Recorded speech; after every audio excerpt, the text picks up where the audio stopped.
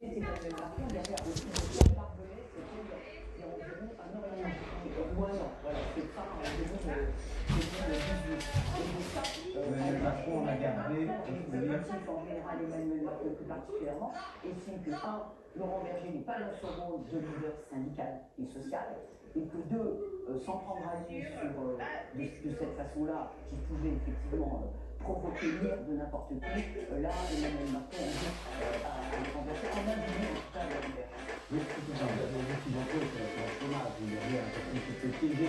Le gouvernement a dit aux partenaires sociaux, si vous ne vous mettez pas d'accord, c'est vous qui décidez. Les partenaires sociaux ne sont pas mis d'accord. On a eu la réforme de l'assurance chômage écrite par le gouvernement. Et là, c'est même chose qui est en jeu. Et alors, Philippe dit, il faut essayer de financer. Si les partenaires sociaux ne se mettent pas d'accord, nous ferons la privée. Alors, les patrons, ils veulent la privée. Ils veulent que ça devienne un autre système. Donc, Laurent Berger s'est dit, le gouvernement envoie au casse-pied le dialogue des partenaires sociaux pour reprendre la main et imposer la privée. Et c'est vrai, c'est ce qu'avec un programme, la privée, ils vont défendre la maladie de la privée. Elle est là. Depuis, le rétropédale, c'est de remettre la sécurité en jeu. Ça marche comme la clé, il doit rester sur la communauté, rester sur nos affaires. Et quand la CFDT semble s'adoucir, la barre ne suit pas. Donc là, vraiment, il a fini par aller dans un changement, d'autres vont passer sur une fois. Alors, c'est celle qui voit la 63 ans. Là, il n'y a pas de...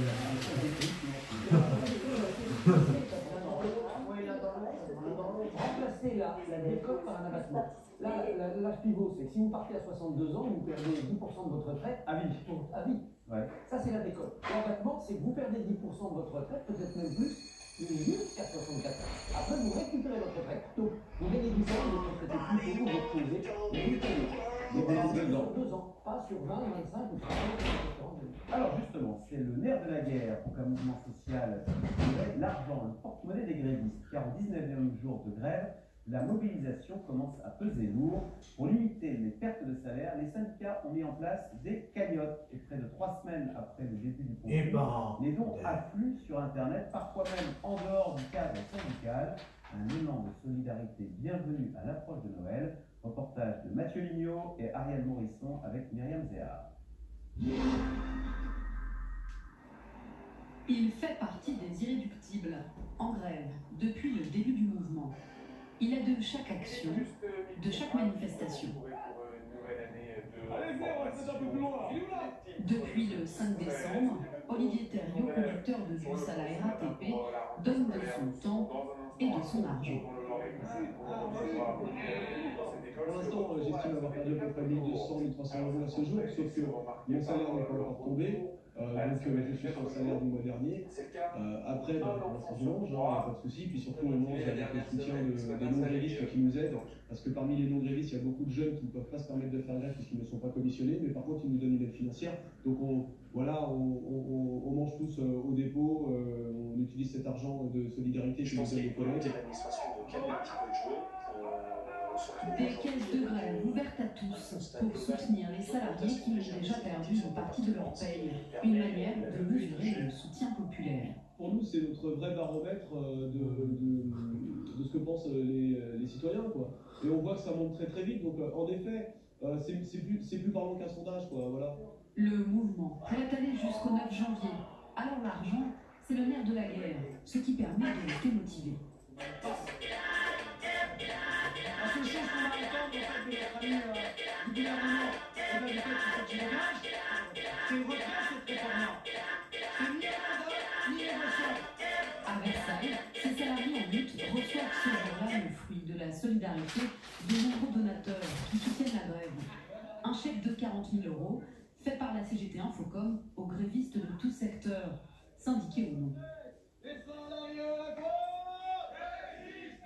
Ça sert à donner un coup de pouce, pas à payer la grève, mais à donner un coup de pouce conséquent. En fait, ça sert fondamentalement à dire à Macron, attends pas, c'est maintenant qu'il faut retirer ton projet de loi. Les gens expriment bien quand on dit 200 €, 500 €, c'est quand même pas rien.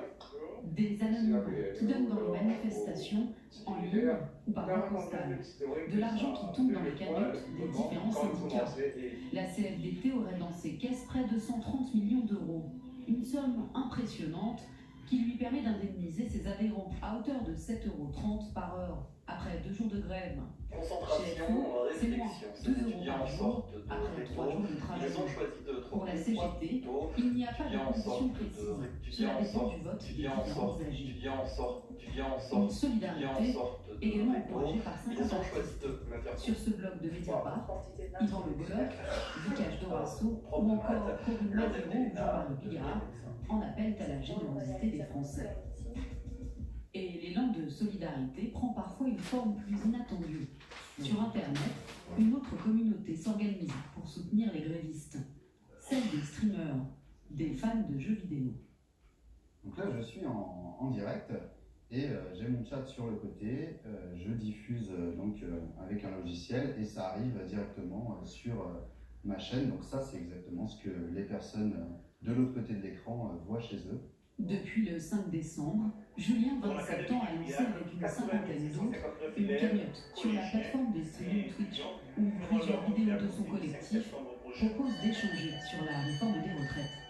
Je panda donné 30 euros et un illustre inconnu qui a donné tout à l'heure 3 euros et qui a été remercié pour la semaine d'avant. Merci beaucoup. À chaque fois qu'une personne faisait un don, il y avait une alerte qui arrivait sur l'écran et la cagnotte en bas qui se remplissait. Au total, plus de 105 000 € ont été collectés depuis le début de la grève.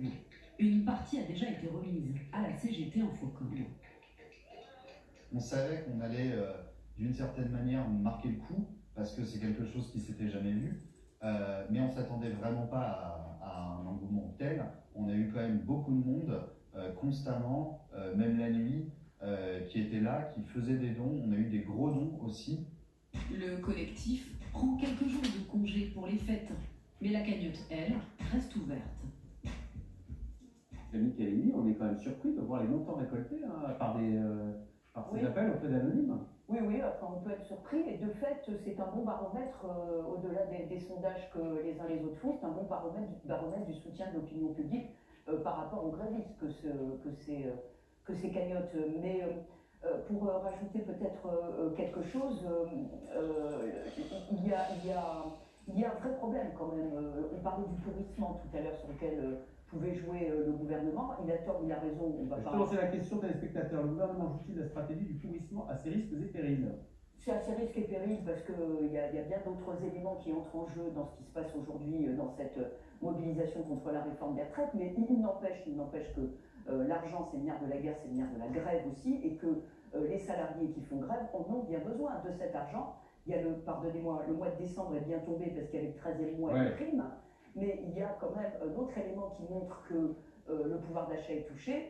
C'est un des éléments qui explique, par exemple, la baisse, le chiffre qui vient de tomber, sur la baisse du nombre de grévistes et les conducteurs de train et de métro. Alors, on a les chiffres, on va les donner. 50%. 47,7% de grévistes chez les conducteurs et 9,2% à la SNCF en général. Je parle sous votre contrôle. Dans ça, ce sont les chiffres les plus bas depuis le début de la mobilisation. Je veux dire qu'on était parti très haut. Très haut, mais ça reste des chiffres élevés parce qu'il y a une partie des conducteurs, par exemple, qui sont en congé. Donc vous rajoutez à ces 47% un certain nombre de conducteurs qui avaient pris leur congé, qui donc ne sont pas comptabilisés comme grévistes, mais ne sont pas au travail. Pour la stratégie du pourrissement, certes, on est à peu près dans le pourrissement en ce moment, parce que 19 jours de grève c'est long et on voit qu'il y a la tension, mais il faudrait encore qu'il y ait une stratégie. Et c'est là où il y a un doute, c'est-à-dire quand j'interroge quand même les hauts fonctionnaires d'État qui ont négocié en 1995, qui ont négocié en 2008 et 2010, ils s'interrogent sur la façon dont les choses sont menées.